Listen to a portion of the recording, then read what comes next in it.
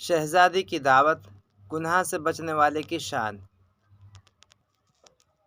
عشق مجازی کی تباہ کاریہ کتاب میں ایک قصہ ہے۔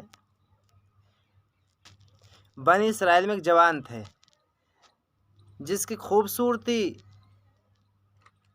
ایسی تھی کہ اس کے برابر کا اس زمانے میں کوئی نہیں تھا، اس کا ہم پلہ کوئی نہیں تھا، اس کے حسن کا، اس جوان کے حسن کا۔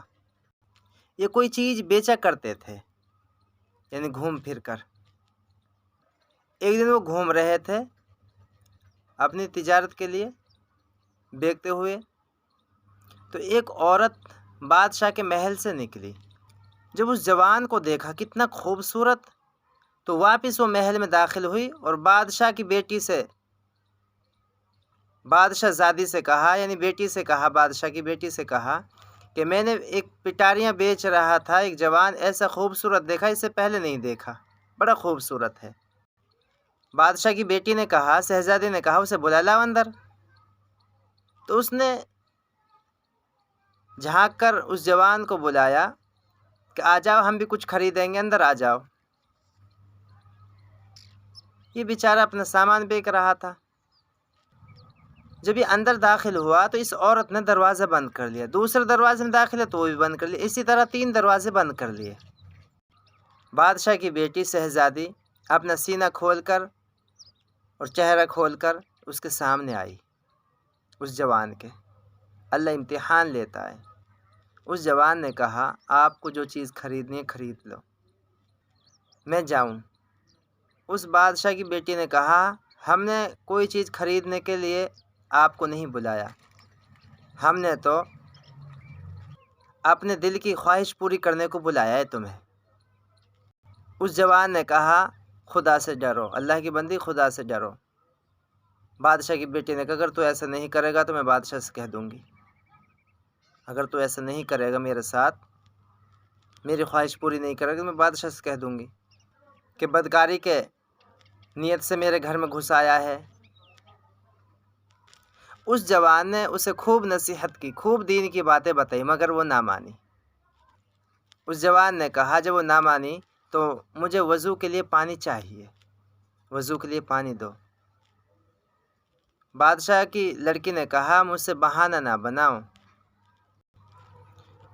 اور بادشاہ کی بیٹی نے اپنی لونڈی سے کہا، اپنی نوکرانی سے کہا کہ اس کے لیے وضو کے لیے پانی رکھ دو اوپر چھت پر، ایسے رکھنا جو یہ بھاگ نہ جائے۔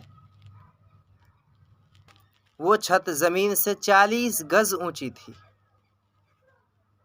جب یہ جوان اوپر چھت پر چڑھا تو کہنے لگا، اے اللہ، مجھے برے کام پر مجبور کیا جا رہا ہے، مجبور کیا جا رہا ہوں میں برے کام پر، مجھے اپنے آپ پہ کو یہاں سے گرا دینا آسان لگ رہا ہے گناہ کرنے سے۔ اور بسم اللہ پڑھ کر چھت سے نیچے کود پڑا۔ یہ ہے آزمائش۔ بسم اللہ پڑھ کر چھت سے نیچے کود پڑا، اور اللہ نے بھی ایک فرشتہ بھیج دیا کہ اس کے بازو پکڑ کر زمین پر کھڑا کر دیا، اسے کوئی تکلیف نہیں ہوئی، کوئی پریشانی نہیں ہوئی۔ اور اللہ سے دعا کی، اے اللہ، اگر تو چاہے تو مجھے بغیر تجارت کے بھی روزی دے سکتا ہے۔ اس جوان نے دعا کی، اللہ تو چاہے تو مجھے بغیر تجارت کے روزی دے سکتا ہے۔ اللہ تعالیٰ نے ایک سونے کی اس کے پاس تھیلی بھیجی، اس جوان نے جتنی اس کے پاس سما سکی اتنے لے لی اس میں سے سونا، یعنی جتنے اس کے کپڑوں میں سما سکی اتنی اس نے لے لی،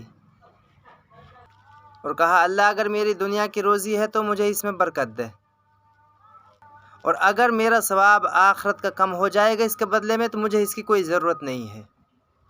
آواز دی گئی کہ یہ ایک جز ہے اس صبر کا، یعنی ایک حصہ ہے اس صبر کا جس کو تو نے چھت پر سے گرتے وقت اختیار کیا تھا، یعنی ایک حصہ ہے، مکمل ثواب نہیں ہے اس کا، یہ ایک حصہ ہے، ایک جز ہے۔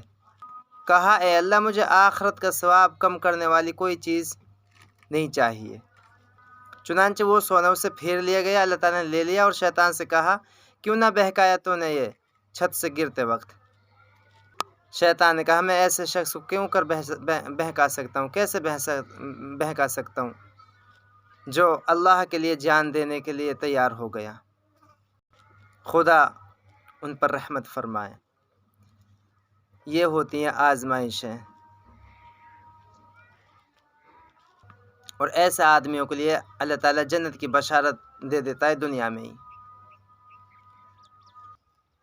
یہ قصہ کتاب عشق مجازی کی تباہ کاریاں میں ہے۔